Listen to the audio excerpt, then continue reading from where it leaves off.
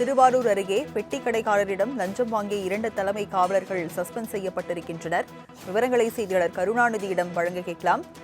கருணாநிதி, லஞ்சம் வாங்கிய 2 தலைமை காவலர்கள் சஸ்பெண்ட் செய்யப்பட்டிருக்கின்றனர். விவரங்களை பதிவு பண்ணுங்க. ராஜலட்சுமி, திருவாரூர் மாவட்டத்தில் தற்போது இந்த தமிழக அரசால் தடை செய்யப்பட்ட போதைப் பொருட்களான பான் மசாலா மற்றும் குட்கா ஆகிய பொருட்கள் கடுமையாக பறிமுதல் செய்யும் பணி அந்த விற்பனையை தடுக்கும் பணியில் காவல்துறை கடுமையாக ஈடுபட்டு வருகின்றன.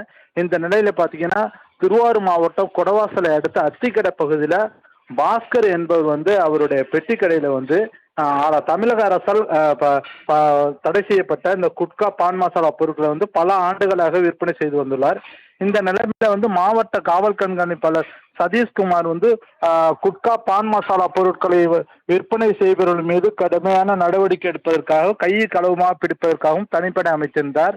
இந்த தனிப்படையினர் சில நாட்களுக்கு முன்பு திருவாரூர் மாவட்டம் குடவாசல் தாலுகா அத்திக்கடை பகுதியில் உள்ள இந்த பாஸ்கர் பெட்டி கடையில போய் சோதனை நடத்தி பல்லாயிரக்கணக்கான பான் மசாலா குட்கா பொருட்களை பறிமுதல் செய்தனர். இது தொடர்பாக நன்னீலம் காவல் துணை கண்காணிப்பாளர் முத்துக்குமரன் தலைமையில அந்த அங்க தீவிரமாக விசாரணை மேற்கொண்டன.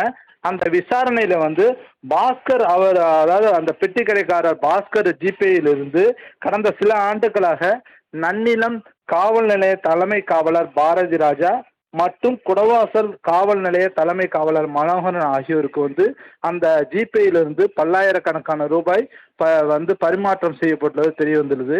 மேலும் இது சம்பந்தமாக அதாவது உணவு பாதுகாப்புத்துறை அதிகாரி ஒருவருக்கும் இந்த பாஸ்கர் கணக்கிலிருந்து பல்லாயிரக்கணக்கான ரூபாய் மாற்றமாக தெரிய வந்துள்ளது.